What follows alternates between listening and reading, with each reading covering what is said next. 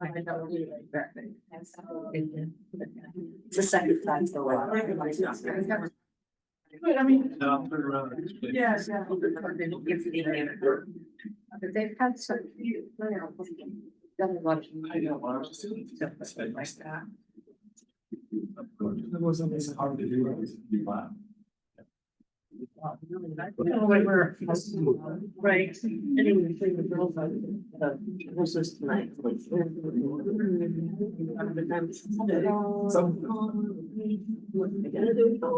That corn is that. Delicious. Delicious.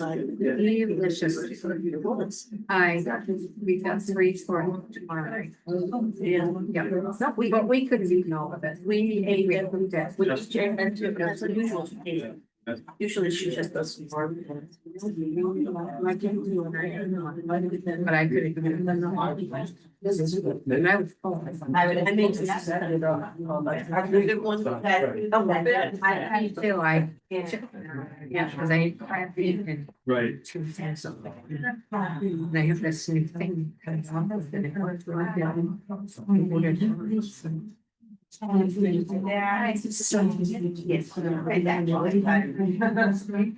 Thank you. And so.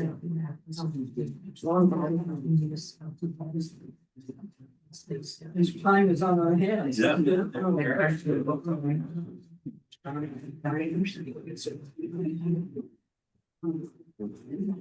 This is the days when she showed theirs. I thought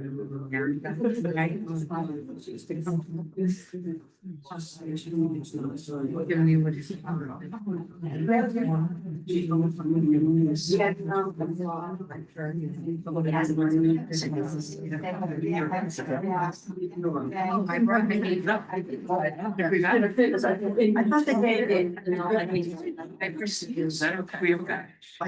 I think Chairs. Are there more chairs?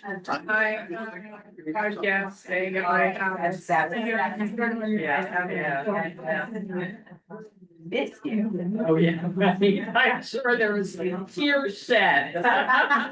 Maybe we'll do the minutes. There are some chairs up front here. Terry's going to be getting some more chairs. On the business here. Yeah.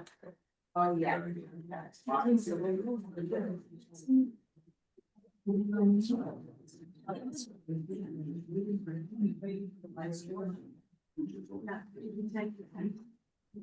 So I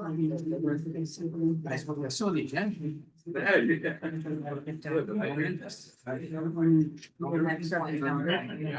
Usually they're.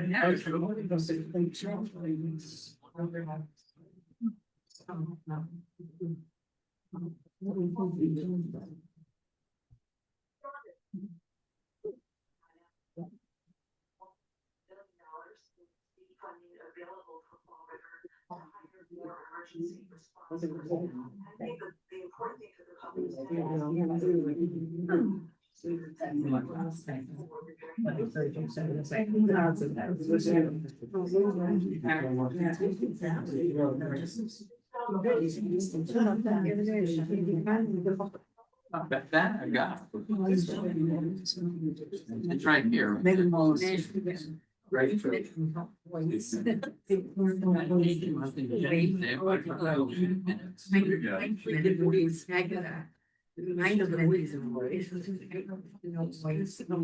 I did manage my cafe. Jack.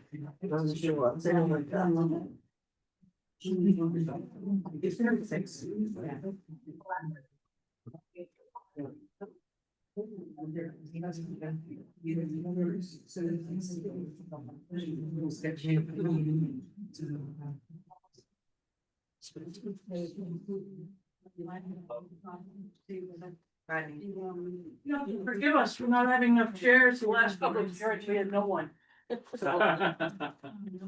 We're not used to this. We can sit on the floor. He's bringing a few more. We'll wait till he's back on the thing. Yes.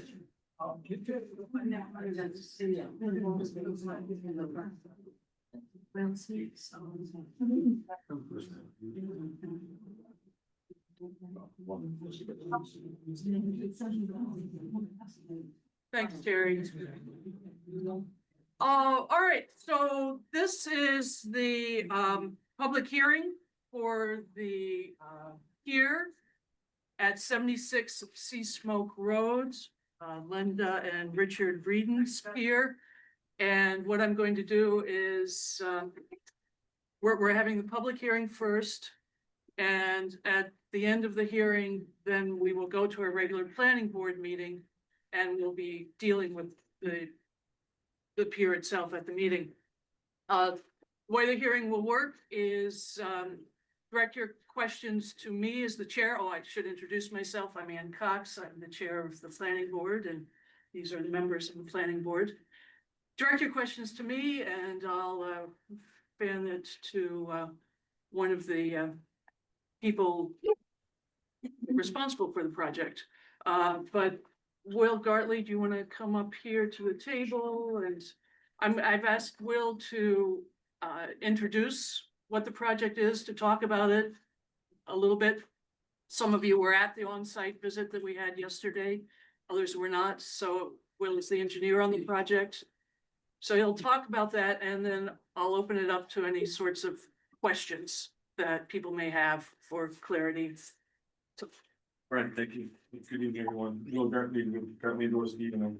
We're representing Richard and Linda Breeden for a new pier to replace one that was wiped out in the January 24 storms. This one, the previous pier was around to the south and very exposed. This location was chosen to move a little further to the north and get some protection from that point that sticks out kind of easterly between the original pier and the one that we proposed now. The new structure is going to be 180 feet. That's the permanent portion of the structure. 40 feet of that is beyond low water, so it's about 140 feet from land to mean low water, and then about 40 feet that sticks out beyond mean low water, and then a 60-foot gangway or ramp and a 20 by 40 foot float. The structure is going to be supported by steel piles, 4 sets of them. So each segment of the pier between piles is about 44 feet long, with a little cantilever at the end. We've had this project reviewed by the Army Corps of Engineers and received a permit, and also the DEP, which includes review from Inland Fisheries and Wildlife and Department of Marine Resources. Great. So if there are questions and also comments about the pier, raise your hand and I will call on you. Yes. Yes. Oh, and will you please state your name Yes. for our recording secretary? My name is William Bill Coddington. I live in Martinsville. And I'm here to make the case against this project. As a longtime person who uses and walks by up to the lighthouse and back to the beach, and uses the beach and sees what goes on at the beach. This is a place that families come to. They bring their children, they bring their kayaks, they bring their dogs, and they enjoy this beach. But they're enjoying more than just swimming and running on the beach. They're seeing Maine, mid-coast Maine, for what it looks like. It's beautiful, it's pristine. Now, there are a few little unassuming houses along the shore, but they really don't impact on the scenery that people see. And Clifton Beach is really a go-to place in St. George. Not just for St. George citizens, but for many of the tourists who come up and enjoy Port Clyde and surrounding area. What you will be doing, from my knowledge, and I went to the site visit yesterday, and I listened to the gentleman describe it. It's going to be a 180-foot bridge. That's the way I think of it. It's a bridge. You could call it a bridge to nowhere because it ends, but it's a bridge that's going to come out over the beach area, and it's going to be seen from the beach. The old dock, you could hardly see, or you really couldn't see it. Now, it got destroyed by a storm, so they want to move the new dock to a more protected area at the expense of the rest of the public who are not going to see the beach the way it was.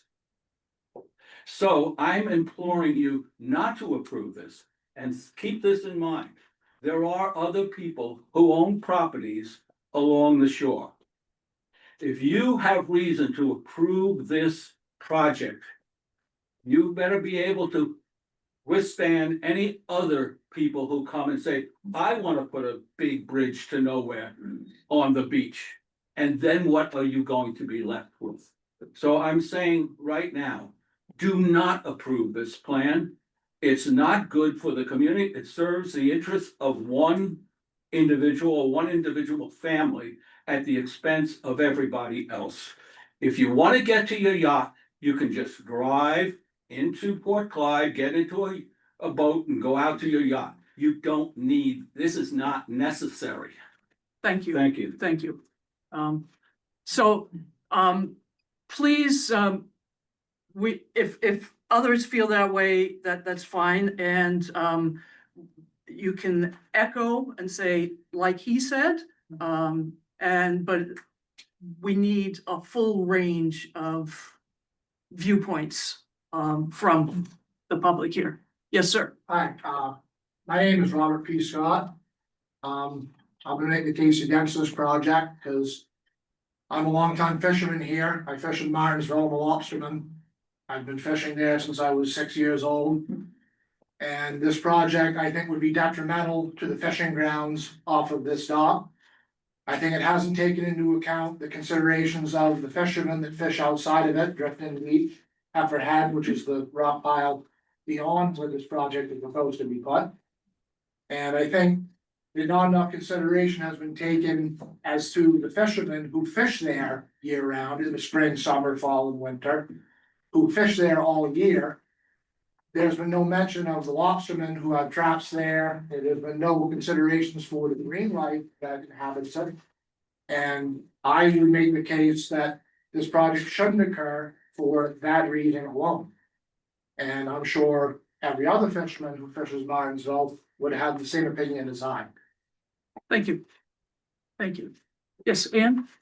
I'd like to hear Mr. Breeden speak for just why he thinks he needs 180 feet. Are you willing to say something about Maybe it this? would be better to wait and hear all the actions, unless you want.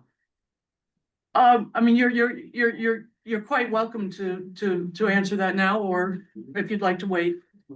Yeah. It's pretty simple, you can focus on 180 feet, it's a 43-foot extension beyond low tide. And the length of the dock is purely a matter of getting to where the float does not bounce off the bottom, damaging marine life on the bottom of the ocean. So it's a place where there is a long ledge, and therefore the dock takes that far to get out to the water. It's and marine geography. Okay, thank you. Polly, I believe you had. Yeah, Polly Davis, Drift In Road. I have a kind of an objection. Is it Will that spoke first? Yes, Will, he called it a replacement. In my brain, it's not a replacement. It is a brand new pier in a brand new site, quite a bit longer than the old pier that was there. Not a replacement. thank you. I noticed, is this Doug who's here on Zoom who sent me an email, Doug Stark? Are you here? Can't hear you. Would you unmute? You're muted. Can you unmute him? I believe I have. I think it's up to him now. Can you unmute Doug? No. I'm going to read the letter that you sent to me. Is that okay? Okay. So this is a letter that I received this afternoon from Douglas Stark, who with his wife Amy owns property at next door to Seasmoke on Breeden Road. And he says, I have only recently learned of the proposal for the boat pier, gangway, float, and building on the shoreline just off the beach. Unfortunately, I need to be away. In any event, I need to say, these are reasons I'm concerned. One, needless to say, this will forever change the beauty of the landscape that everyone else loves and visits Port Clyde and enjoys the richness of the beach. It will be an absolute eyesore to now look down the shoreline and see a large boat or ship sticking out along the edge of what was once an absolutely splendid vista. This cannot be overstated, and to think otherwise is very short-sighted. Two, is there really enough deep water there to ensure that at very low tides, there's no risk of a large vessel going aground and creating a dangerous situation, including environmental issues? Three, many of us kayak, stand-up paddleboards, row, and sail all along that area of the shoreline. Having a large vessel in that immediate area seems like a safety risk to me. Thank you for considering these thoughts. So that was his letter. So I want to make sure I got that in for him. And this is Amy Stark, his wife.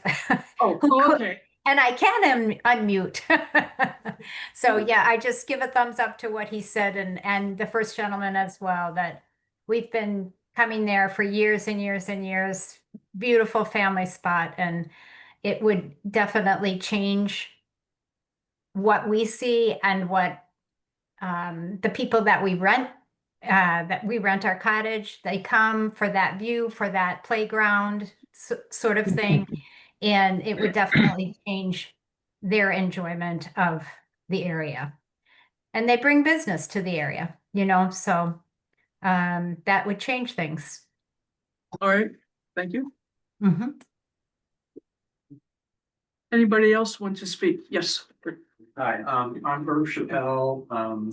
For the last 37 years, I've been a part-time resident on Breeden Beach and then a full-time taxpayer. So when you own a house on the shoreline in Maine, you are governed by the policies that are behind the shoreline zoning law. At our house, I couldn't put a deck on my house because it's protruded 5 feet into the shoreline zone. I can't build a raised bed within the shoreline zone, so I didn't. Some of these requirements are inconvenient, but I understand the policy behind them. And they're highly restrictive because the resource is unique and fragile. And it seems manifestly unfair for everybody else to follow those rules about not altering the shoreline, and particularly the view of the shoreline or the contour of the shoreline, and to permit something of this scale to be built on the shoreline. I don't understand how it isn't sufficient to do what everybody else does and access a boat through the harbor at Port Clyde. And there aren't other piers, there aren't other large, long docks between Breeden and around Marshall Point and into Port Clyde. The last thing I would say is I frequently hike that shoreline, and a pier structure is going to interfere, impede, or block my ability to do that. And just as a point of fact, we are following the shoreline zoning regulations regarding piers when we get to that. So we will be following the same regulations that govern everything else. Right, I would just say that I'm sure you are. I'm sure you're following the letter of the law. I'm talking about the sort of the philosophy, the principles, the values about protecting the natural beauty of the shoreline that are behind that. Gotcha. Yep. Yes. Yes. Victor Cole, I think a pier this long creates a navigational hazard for everybody. I go through from Mountainville to Port Clyde all the time, and when it's all said and done, it's close to 300 feet. So that just can't help navigation.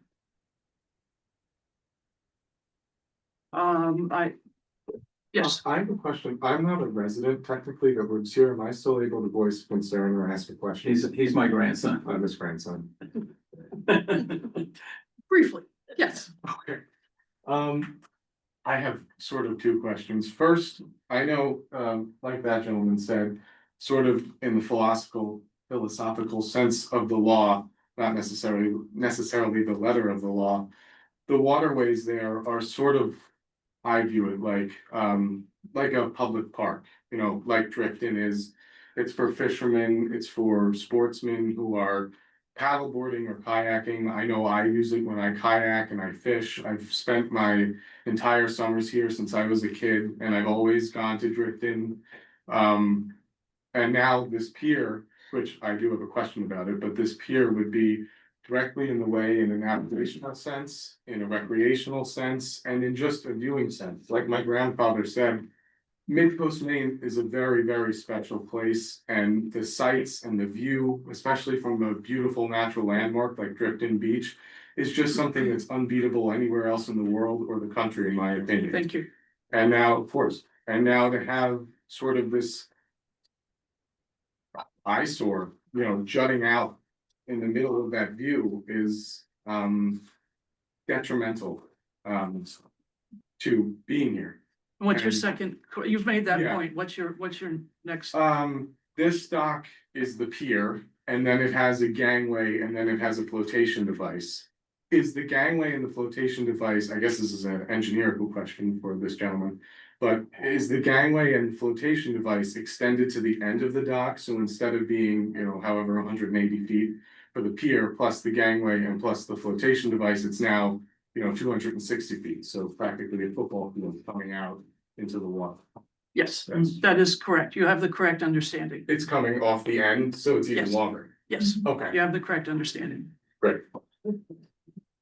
And yes, again, I have two things. There is a precedent on this, many years ago now. Sal Lentine. Came to Brookline off the Marshall House, and he tried to put a pier in, and he was, really hard. To get a comment, to be beyond World War I. And, he was refused. And that should be on the town records. The other thing I think of is, I don't know if guests might come to this boat or whatever, to this pier, there could be pollution coming into the creek on the tide. yes, did you want to say something? Well, the gentleman behind you. Yeah, I'm a lobster fisherman in Martinsville, been there for 44 years. What's your name for the record? I'm Scott. Okay, And I think it's a real bad idea. I think it's gonna interfere with our fishing bottom there, our fishing grounds. And we don't have a lot of inside bottom there as it is, and it's gonna mess things up, I believe. It's just too big. For that area. It's not a big area at all. Like Victor said, navigational problem. No good. Period. all right. Both of you have your hands up. Who goes first? Hi, Tricia Treadway. I've been coming to Drifton and to Port Clyde all my life, over 70 years. I love the beach, I love the area, I love Port Clyde, I want to respect it and treasure it for its beauty. My husband and I love to kayak, and when we kayak from Drifton, like many other people, we like to hug the shore a little bit. And sometimes when the conditions are favorable, we even make it out to the brothers. I feel this project is overbearing and pretentious. And did you want to echo that? Well, I'd just like to emphasize what somebody else said just a moment ago, I think this young guy. This is a football field. This is the length of a football field. Think about Gillette Stadium, it's not nearly as wide as, of course, it's only a couple of yards wide, I think. But this thing is gonna protrude out nearly the length of a football field. I mean, if you think about other places along the shoreline where something could, as somebody suggested, maybe somebody else comes along and wants to put such a pier in. Would not look very good. It just doesn't fit with the area whatsoever. And going around the point, going south.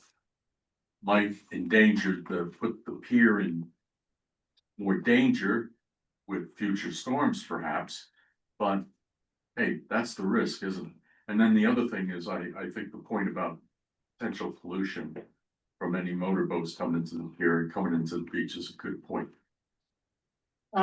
Yes, Anita. Anita Siegenthaler. I have a couple of questions. I live over by Deep Cove. And Deep Cove is a really good place for boaters because it's deep water and people who want to have boats build piers and docks on Deep Cove because it's easy, it's not in anybody's way, and that's a really good choice for property if you're a boater. My concern is would this be the longest pier and adjacent float and gangway in St. George? It would be a total of what, 180 feet plus 60, 240? Is this the longest one? And also, there appear to be no other piers in that entire area. Is that true? Because of stones. Martinsville's still. So we'll get to Two questions. there are two questions and I can, well, those who were there did not see any piers from that location. I believe that is correct. So from that location, you did not see any other piers. Certainly St. George is a porcupine right now. Oh, yeah, and there are a lot of piers and, But do not see any from there. yeah, and you don't buy a mud flat if you wanna have a big boat. Right. You know, it just isn't a place that's appropriate. And Just to answer your other question, I have done a little bit of research into the last 10 years of piers in St. George. And the longest pier that I found from going through the records was a total of 255 feet on Hupper Island. on Hubbard. That would have, yeah, on Hupper Island. And where does that project into? Is that near Port Clyde Harbor? Projects out with a group of piers. It's the, it was just a few years ago, 2021, the people who were gonna be building the house. Yeah, did that. I forget the name. Yeah. So that's not around on the open side of Harbor, it's. It's facing, And in a harbor, you kind of expect congestion, boats, Port Clyde, T Harbor, wherever you are. I mean, that's the expectation when you're a boater, that there is gonna be a certain amount of activity. I do have a concern too, aside from my two questions. There are lobstermen that traditionally use that area, and they use it year round. two of them right here. Two of them. There are others I've heard. In a fog, and we had a number of really heavy fogs this summer. In a fog or weather conditions that turn adverse.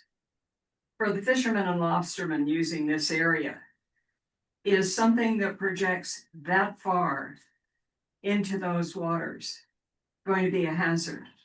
And I can't believe it wouldn't be. I was in a small boat, well, relatively small, in a heavy fog in Vinyl Haven. And one of the guys stood on the front of the boat to make sure that we could get through the passage. Yeah. I would really be concerned that people who depend on this area for a livelihood could have an accident, Thank you. inadvertent. Yeah. But unfortunate. Point taken. We've covered a lot of ground. Are there any other comments that people want to make? You all will have a chance to address these issues when we get to the dealing with the application itself. So you'll have that opportunity. Sorry. Yes, one more. No, but could you just explain what you just said when we get to the application? So what's going to happen? This is the public hearing. And then we'll close the hearing and then we'll go to the regular meeting of the planning board. As it turns out, we only have one application, this application. So we'll go to the regular meeting of the planning board. We've got a few little housekeeping things to do, and then we'll deal with this application, whether or not we accept it as complete, and then we'll look at the standards and how it meets the standards in our shoreline zoning ordinance. So are you making a decision tonight? We may well, we may need more information. We may well be making a decision tonight. Yes. I have a question about that process. So do you only look at the shoreline regulations, or do you take into account public opinion, public We take, concerns? absolutely, we take into account public concerns. We do have the constraints of the ordinances. And we also may find that we don't have enough information, and we're going to send them away to bring us more information. So there are a number of things that we'll try to figure out. And I had one other question. Everybody who expressed opinion this evening here was against this project, other than obviously the people who are petitioning for it. Have you heard from anybody else who's in support of the project other than the family? The only thing that I haven't had letters sent to me or anything like that. Okay, so it's just all this negative. I mean, there may be positive feeling out there, but no letters have come to me to be read tonight. Okay, thank you. Yep. Robert. Yes. My name is Robert Lee. I've been working at Seasmoke for 17 years. Few things I got to say. As far as the fishermen, the water height over there at low tide is 4 feet. There is no way you'll take your boat over there to go fishing in that area where the end of the dock is. I do, it's springtime, absolutely. At 4 feet of water, you will not set a trap. Yeah, but this is gonna go beyond No, that. it isn't. And it's the size of a football. field. 140 feet is ledge all the way. We're only going 40 feet into the water at low tide. Is what we're asking for. There's still a navigational. Okay, it's not, because you're not gonna take your boat in. Okay, we're not gonna solve this. We're not gonna solve this. So, You know that. I've been there. You don't know, you've been on that water for 44 years like I have. Excuse me, sir. We're not gonna settle that one right now. Shallow. Yeah, we know what it is. We fish it. Okay. So, the pier that was in the place to begin with gets hit by the worst weather every time there is a storm. So for a landowner that is allowed a pier to be attached to their property, in the best interest of this property, should be moved to that side of the point and peninsula. For that person, they already have a permit. So whether they put it back out and sticks out in the deeper water where you can take your boat, then it's just better all around, weather-wise, everything. There are piers everywhere across this country, along the whole coastline, piers everywhere. Not everybody hates to look at a Doesn't pier. mean there has to be one now, All right. That's enough. just because you work for it. Excuse me. That's These enough. guys have only owned the place for 2 years. Excuse me. For the last people. We're going to close this hearing. Okay, so we will close the hearing. And now we're going to open up the regular meeting of the planning board. We have a quorum with the regular members, so we're here as a quorum. How many people would like to have a conflict of interest? Any conflict of interest? Okay.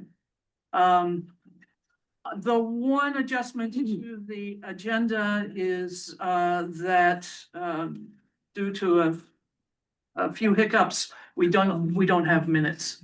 So. We don't have minutes, so we will just put the minutes off until our next meeting. Okay? All right, now. Magically, we're going to deal with this application. Does anybody have any, right, we do have a public comment section, that is other than people who've already spoken on the hearing. Is anybody else here to talk about anything else? Okay, so. Let's, what would you like to say? Well, I guess there's a few things I would like to just address from the comments. One being that. They're saying they can't hear you. I'll try to speak up, sorry. This project went through a pretty extensive review with the DEP. It took upwards of 6 months and a lot of different people looking at it.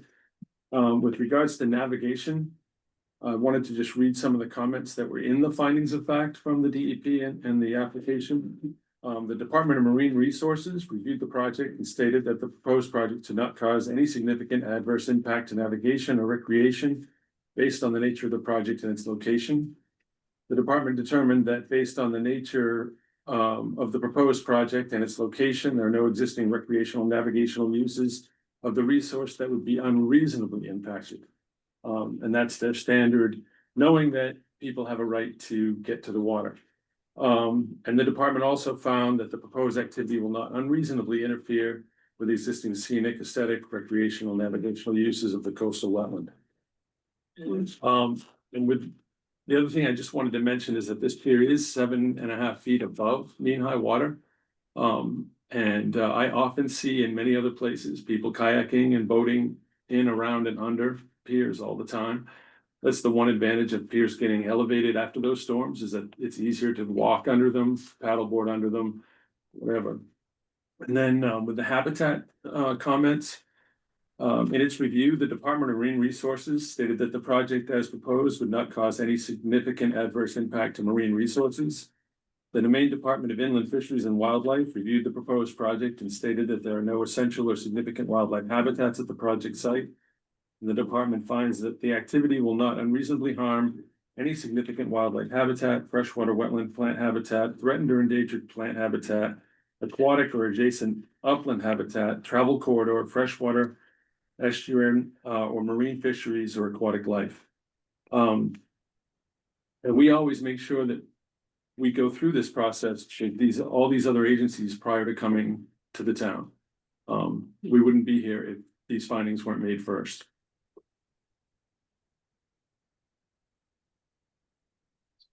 Oh, the other thing that I didn't include in the application, but that we have, is the submerged land lease. So any portion of a permanent structure that's beyond mean low water requires a lease from the state, and we have that lease in place. Just explain that a little bit, it's submerged. It's a submerged land, so once you go beyond low water, then that's land of the state. And so to occupy it, similar to fish farms, anybody that puts a structure beyond low water has to have a submerged land lease. So we've seen that with a few. I think I just wasn't. Yeah. Okay, anything else? Yes. Well, a lot of statements have been made, many of which diverge from the facts. I wonder if it would be helpful to just allow us a chance to respond to some of the comments that have been made. Sure. And first of all, since many of you are my neighbors, and my wife's neighbor, and we very much respect the area. We chose to come here because of its beauty. I've been coming to Maine personally for over 50 years. And so we are very, very sensitive to the beauty of this area. And we had a dock, it was destroyed. It ended up almost in the neighbor's living room. And so we hired experts and engineers to try and find a way that we could rebuild. We have a legal right to rebuild the pier, but not have it be danger to our neighbors. And that's the result of the work of Mr. Gartley, the best firm we could find in the state of Maine, that did the design. My wife and I did the design. The engineers designed. So I really appreciate people's concerns. I would be concerned as well. As a neighbor in our area, but we have been very careful and thoughtful in how this project was developed. One misconception of several of you, you keep saying it's a football field sticking out in the water. That simply is not what we asked for, and it's not what the state of Maine has approved us to build. This is 140 feet of decking over lead rock. It's 45 feet over water. So just to set the facts straight, it's not 300 feet sticking out into the water. It's 45 feet plus the ramp and the float. Every Excuse me, dock at low tide, at low tide. right? Yeah. Okay, so just in the thinking about the size, we're not proposing to put a football field out off of that all of this is gonna be over water. Secondly, one of the gentlemen said that it was going to impede his right to walk on the shoreline. This project is entirely on private property. There is no right to walk across our private property. And so. All right, we're not going to solve that issue with this. There have been many comments about. Excuse me, let's let him finish talking. There've been many comments about. Concern about a large boat, someone said huge boat, giant boat. We have a 46-foot lobster boat, it's a Westmac. Was built in Surrey, Maine, it's a traditional Maine lobster vessel. That's what we own. Have a small sailboat that's shorter than that, smaller than that. And we have a 23-foot rib, and it's the rib that will spend most of the time there. So people who were conjuring up the Queen Mary sitting out there, that's not what we own, that's not what we're trying to put there. I respect the lady who said that we should have gone and bought a property in some other town or some other area, but we did buy here, we pay taxes here, and we are entitled like any other citizen, not to have a better than what the law provides, but to have what the law provides.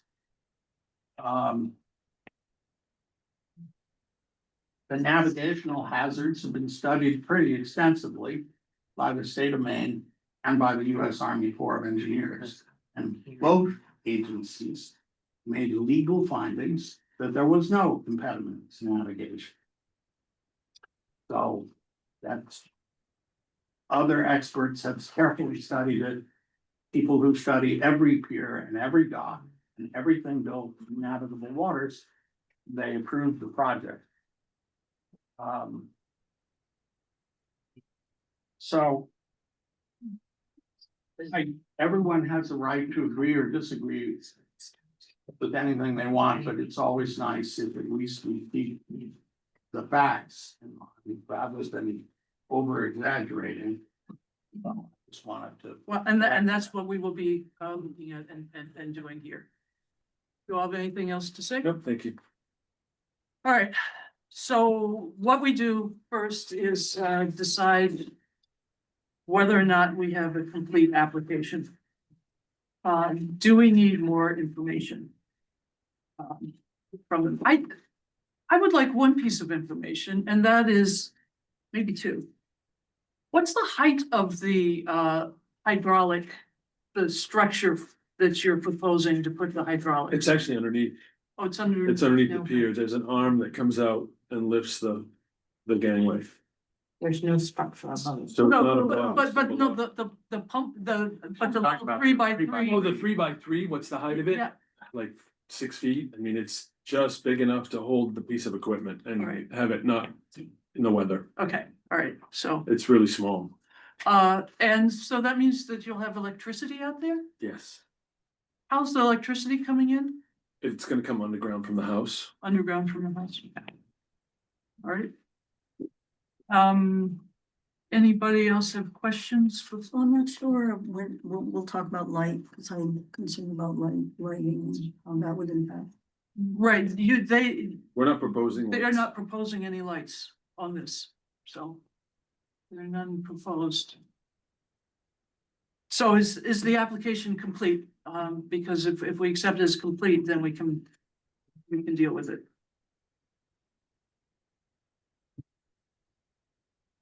I move we find that the application is complete. Is there a second? I'll second. All right, all in favor? Aye. Okay. Then that means that we will deal with the application. I guess, well, we'll get to the questions when we get into it.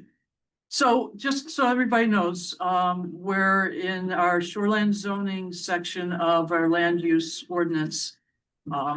Section 1322, docks and wharfs. And we have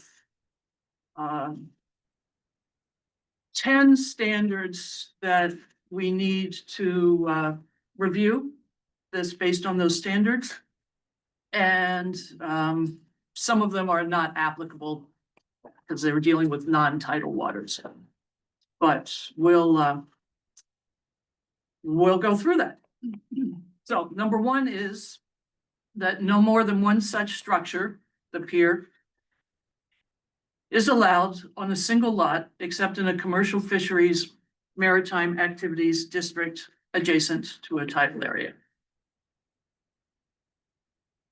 Well, I move we find that standard's met because only one structure is proposed. I'll second. All right, all in favor? Aye. I have a question though. Yes. I have a question. Is the original dock completely gone? Because it looked like there were pictures of pilings still there. I believe your There's plan there's is, still some granite there, and when they come to construct the pier, they're gonna take that away. so that, yeah, I thought that was in the plan. 2, access from shore shall be developed on soils appropriate for such use and constructed so as to control erosion. Now, your access is that 6-foot meandering path. Looked like a little more than 6 feet had been cleared there. But, and what's the, I mean, it's like this, are you going to be putting down some Yeah, I think the material? plan is to put some material in there to level it out and Like, get access. what kind, Um, wood chips or? There'll probably be some gravel. It might be covered with something organic afterwards, but there'll be a gravel base to it. A gravel base and then something, and that will be no more than 6 feet wide. Correct. So you will be allowing the vegetation To that's grow been back cut in, to right. grow back in. Yeah. And then the part of this is going to be at the end of your meandering path is going to be a wooden ramp Yep. Yep. up to the dock itself, pier itself. Okay, so the access, it seems like, you know, we could walk over that. The soils are appropriate for the proposed project. That version. Second. Any other discussion about that? All right, all in favor? Aye. Number 3, the location shall not interfere with existing developed or natural beach areas.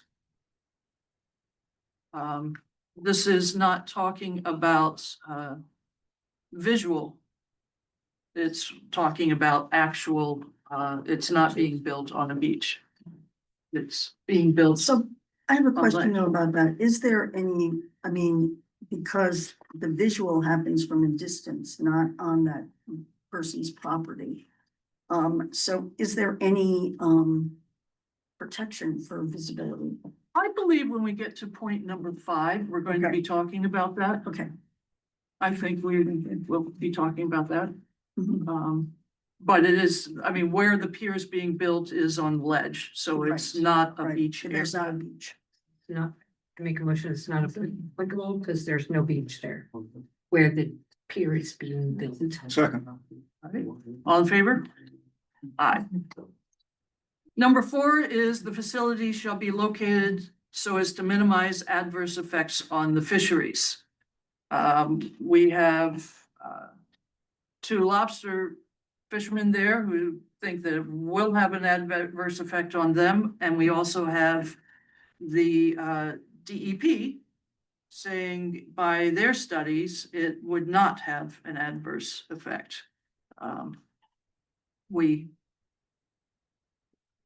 tend to go with what DEP has found with their experts looking at this. Does anybody else have? I don't think we can underestimate the expertise of local lobstermen. Yep. I think, it's important to acknowledge that. Well, we need to acknowledge that. I don't know how we would, we'd need to sort of quantify that somehow. In the past, we would have the harbor master might make a statement about that too. Has the harbor master signed off on this? The harbor master has looked at it and approved it, yes. So the harbor master is. I would just add that, the portion of this that's going to be farther out than the low tide, is shallow. And so, I find it hard to understand how that's going to have much effect on the fisheries. Also, to look out over the area as we did at the site visit last evening, there's a whole lot of room between where this thing is going to end and Mosquito Island. And yesterday, the nearest in buoy was way beyond where this pier is going. Right. But what people did say was they said at certain tides, like a spring tide, which is a very high tide, they do come in that way. They would be in there. Yeah. So what's your sense? Well, I just think it's important to acknowledge that, the DEP may do this, but these people have been there for almost 50 years. Well, we have to make a decision whether we will hold this up because of that. And the question will be how we will How would you, I qualify don't it. know. I mean, I guess it's qualified through the DEP. I'm just processing this right here. Yeah, so I believe that, the DEP has said things can't go that we've seen because of their adverse impact on fisheries. So they have not said that here. So I would think that based on the findings of DEP, that there is, the facility is minimizing adverse effects on the fisheries. Somebody want to make that motion? I'll make that motion on the basis of what you just said. I mean, we find the standards been met. You will second. Okay, all in favor? Aye. Aye. All right, number 5, the facility shall be consistent with the surrounding character and uses of the area. So we've heard a lot, people suggesting that this is not consistent with the surrounding character and uses of the area. Because there are no docks in this area at all. I mean, we stood there, we couldn't see any. We also have residential piers and docks elsewhere in St. George. We also have said no to one pier I'm aware of that was in a tight preserved area, waterfowl waiting area. quite a few years ago that we said no to. So the question is a pier there consistent with the character of the area? Now, DEP says that, yes, they did a scenic assessment and thought that it was compatible with the existing visual quality and landscape characteristics found in the viewshed of the scenic resources of the area. Other properties in the general area contain similar residential structures and or pier systems visible from the water. That's wrong. They weren't at that site. Well, it depends on what's the area, What's the area? right? Yeah. I mean, Mosquito Harbor has a bunch of piers in it, which is just across. Just, it's It's around the that corner. point, right? So Mosquito Harbor's around the corner, but that area doesn't. The argument against it would be that because there is no visible pier structure in that area, you can't be the first one to have one. And I don't really quite get that. Well, but if it's also, I mean, it's Drifting Beach, it's our town park. That's, And so what kind of limitations are there for that? And what does I mean, I'm kind of thinking of the Conservation Commission, do they weigh in on this? We could ask them to. The other question is that it would not be saying that you can't do a pier on the property, just that in that viewshed that it would be, could be a problem. So. I mean, the precise location. The precise location. So it's not saying that you are allowed to have a pier to access the water on your property. And there was a pier and you want to move it because of the storms, one understands that. I also happen to know that people further in, closer to Drift-In Beach, also got hammered by the storms. So, you know, is that really? It's anybody's guess. What, you know, what's the weather doing? Who knows? But I'm not sure that, you know, that's necessarily a better place. The state found that it was. I mean, DEP reviewed that very question and in their findings said this is appropriate place. Well, it's fine. In terms of storms? Storms and yes, the exposure to the prevailing winds and waves. Didn't find that. Where was that?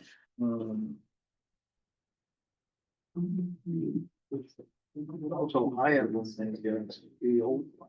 Yeah, definitely.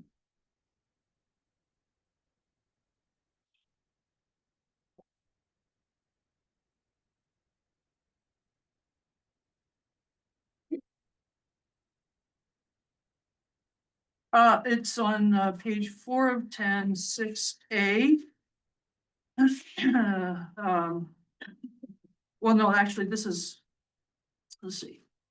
The purpose of the project is to replace and the new location provides safe access and protection from future storms and storm surges.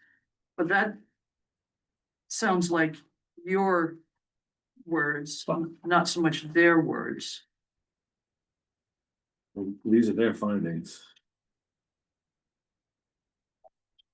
Well, but they're talking about what you've considered and said here. Oh, the avoidance part of it. Yeah, yeah. Right, I see what you're saying. Yeah. Yeah. That's. So that's, but it's not what, they're not saying anything about it being a better spot. Other than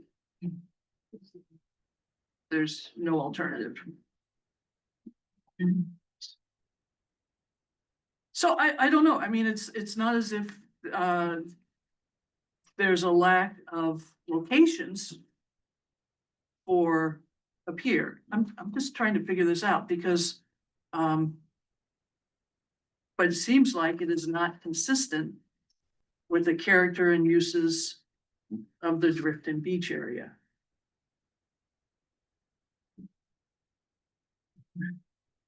So, can I just,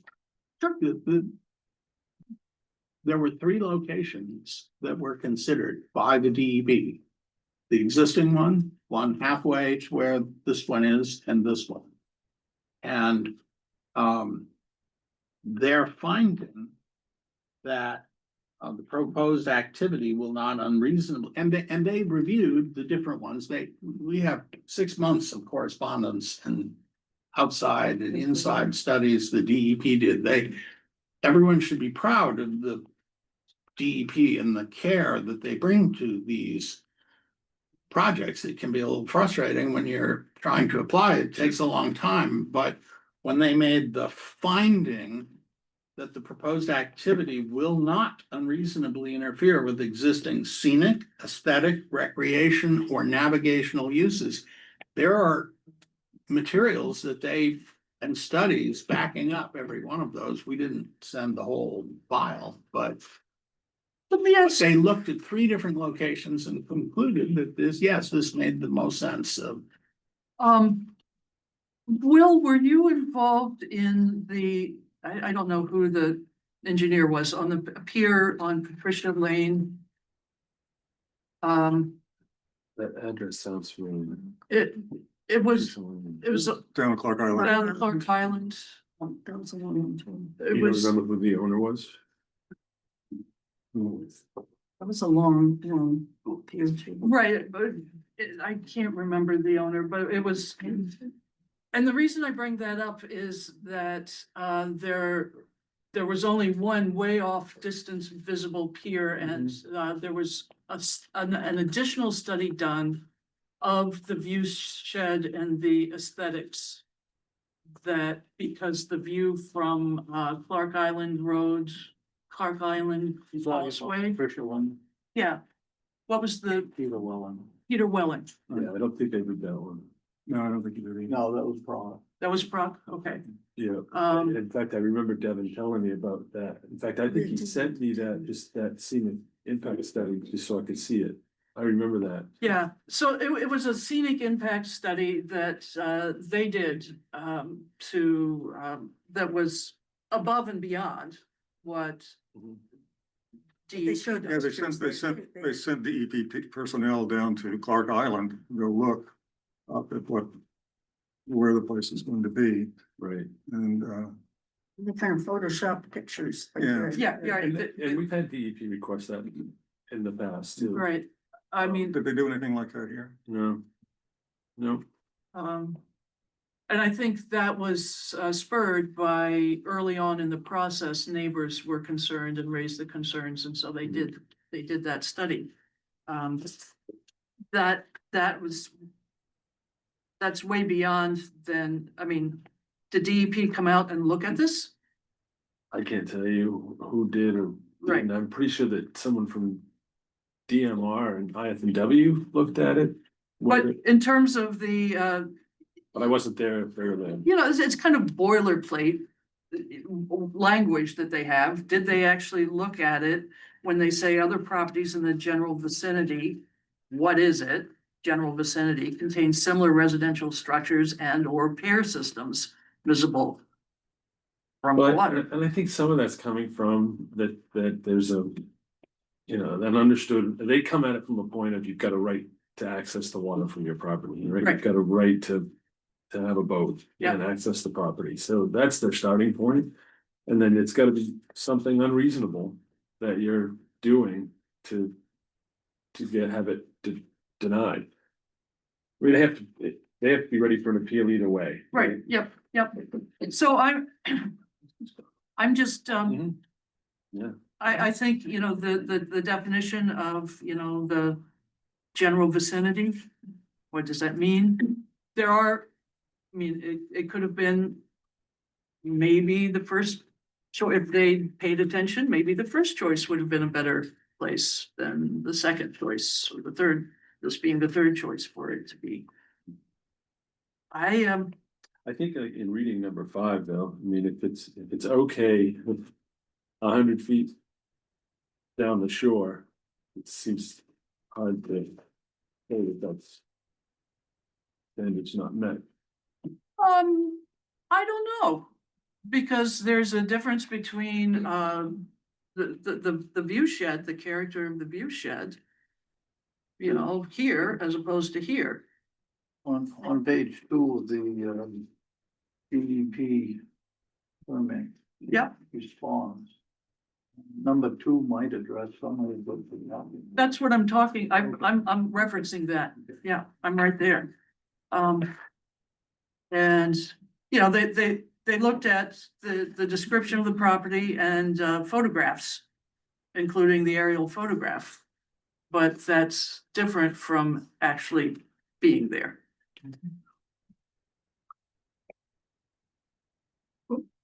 I would tell you that I am, it's gray enough that I might like to talk to council, talk to our town attorney to understand the language about this. Yeah, probably a very good idea, because the town has standards, they're published. Some of the discussion is, well, maybe there should be a different standard for our property than properties in this cove or that cove or some other cove or Martinsville or Mosquito Harbor.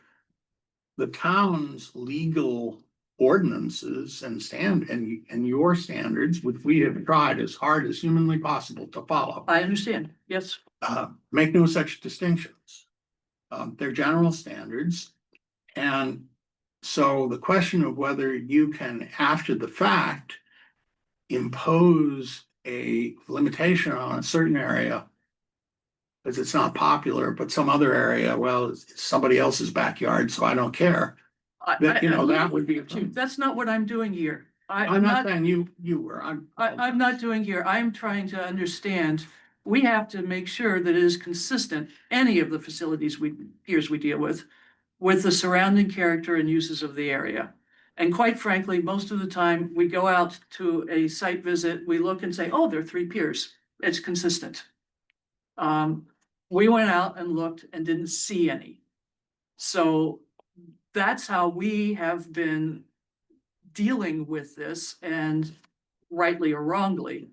And we might like to have some guidance on how we determine the surrounding character and uses of the area, being consistent with that. That's because I think that is a sticking point. Because my sentiment right now, if I were to vote, I would vote to say it is not consistent. But I want to understand what that what that means. So I don't know what people. I think council is a good idea. Yeah, I agree. You agree? You agree? Yeah, and just to further that, I think Will mentioned, not only has the federal government approved this, not only has the state government approved it, not only have they made specific findings that it does not interfere with aesthetic or scenic issues, but the state of Maine has issued us a lease for this specific location. There are 11 square feet of ocean bottom that are affected. Yes. And so the state has said, we're free to build. So obviously, we want to be good citizens of the town. We want to be completely cooperative. But we do have a right under the state documents to move forward. And we're trying to balance everyone. We don't want to have our life in Maine and in this town have people think that we're people that disregard opinions or local standards. We're trying to comply with everyone. I But understand. to say, go back and start all over again and put the pier back where it was once before, where God took it away, we know it's not safe out there, would be hard. So maybe the town council can help, but I mean, there is a reason why things do come through the town, and the state just doesn't say, you know, you have to do whatever the state says. We do have these standards and we're here, and so we, you know, need to look at them. I mean, so how do you think we should proceed? Shall we just sort of stop the process right now and then talk to our town attorney and then plan to resume at our next meeting? Can I ask a question? Yes. So, I mean, clearly it's a subjective standard. So what will the question, what are you thinking the question to the attorney would be? I'm thinking, I mean, this is just right now here is that I want to understand what the parameters are when we say it's consistent with the surrounding character and uses of the area. Is it the entire town of St. George? Is it what is the immediate environs? What is the surrounding character and uses of the area that it shall be consistent with?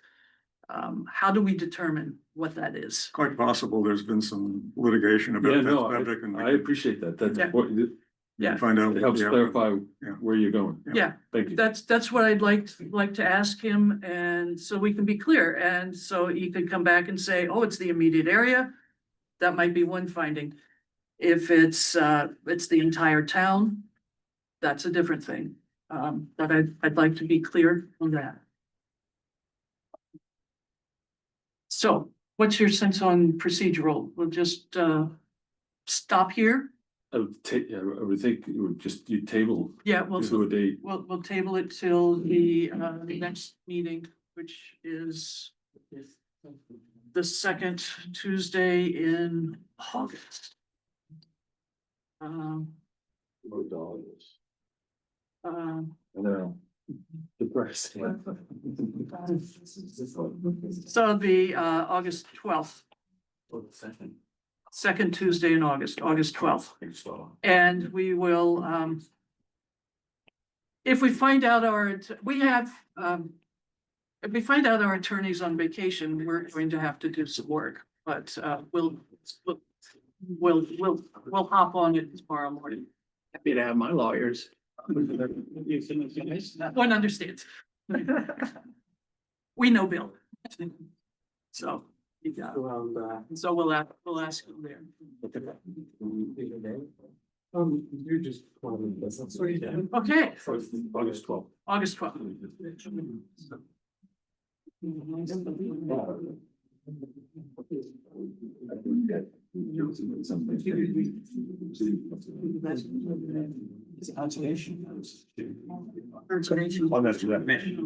Okay, that's where we are. Anybody else have any other? Should we, you know, the point that Ann brought up,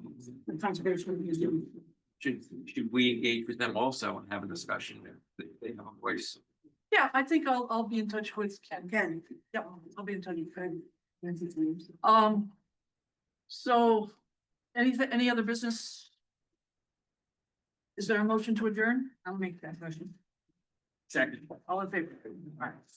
Thank you, everybody, for coming and sharing and.